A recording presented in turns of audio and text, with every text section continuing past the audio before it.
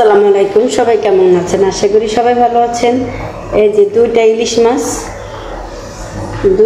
মাছ দিয়ে আজকে ঘাটা রান্না করবো। যে কাটা বেছে নিয়েছি, মাছ আছে দুইটা ইলিশ মাছ। একটা কোথায় গেছে মাথা তার কাটা বাছা সম্ভব না, এই জন্য কাটা সহিত এটা মাথাটা নিয়ে নিছি। দুইটা মাছ ভেঙে চড়ে কাটা বেছে নিলাম সিদ্ধ করে, তারপর রান্না শুরু করি। চলেন, আপনারাও সাথে থাকেন। আমি রান্না লবণ, হলুদ, একটু গরম মরিচ,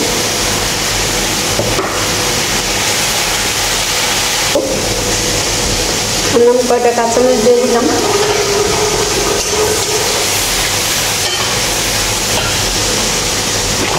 মশলা কষানো হয়ে গেছে, দেখেন।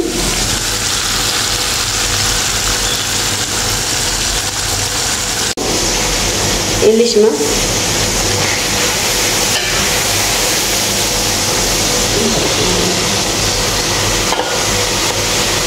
দিয়ে দিব, একটু বেশি করে দিব একটু মাছটা হওয়ার জন্য।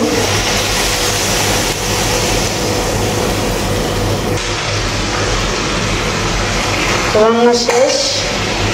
এখন লেবু পাতা নাই যেহেতু লেবু দিব।